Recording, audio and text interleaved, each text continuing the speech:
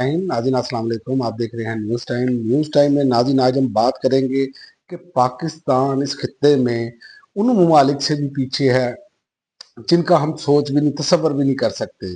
उसकी वजूहात क्या हैं, पीछे क्यों हैं और हम एटमी पावर होने के बावजूद पीछे हैं। और दूसरा, यहाँ पर हर चीज़ जो है शतर मुहार है। सबसे पहले तो एक रिपोर्ट मेरी नज़र से गुजरी कि श्रीलंका में तालीम की शरह, बल्कि ये एंटीडो रिबोन है, शायद उन्होंने ये रिपोर्ट डाली है। मैं उनका नाम भी लेता चलूँ चूंकि जाहिर है जिसका क्रेडिट है उसे देना चाहिए, जिसने तहकीक की है। तो उन्होंने अपने ट्विटर हैंडल पे लिखा कि श्रीलंका में तालीम की शरह 92% है, बांग्लादेश में तालीम की शरह 76% है, नेपाल में तालीम की शरह 71% है और पाकिस्तान में शरह तालीम जो है वो 60% है। इसी तरह श्रीलंका की 16% आबादी खत्े गुर्बत से नीचे है, बांग्लादेश की 23% आबादी खत्े गुर्बत से नीचे है, नेपाल की 20% आबादी खत्े गुर्बत से नीचे है और पाकिस्तान की 45% आबादी खत्े गुर्बत से नीचे है। तो आप यहीं से अंदाजा लगा लें कि अब हम कोई स्पेन, अमेरिका, यूरोप या कहीं ऐसे ममालिक की बात नहीं कर रहे।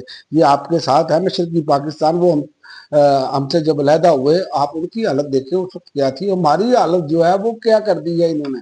और पाकिस्तान का ये मैं आपको बताऊं असल मसला ही ये जहालत है। मैं आपको बताऊं, जो आज भी जो लोग गलत काम करते हैं उनके साथ खड़े हो जाते हैं और नारेबाजी करते हैं कि जनाब हमारे पास तो ताकत है जी, वो जी ये हो जाएगा वो हो जाएगा।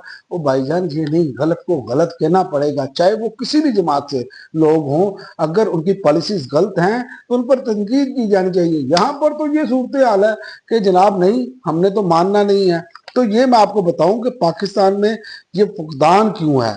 मजबूत हुकूमती इदारों का फुकदान है, बार बार अपनी मर्जी का मामला किया गया, सियासी बहरान बार बार हमारे यहाँ रहा, सिविलियन हुकूमतों की कारकर्दगी में कमी ने अदारों को मजबूत नहीं होने दिया और बार बार डिक्टेटरशिप भी आई हमारे यहाँ, ठीक है।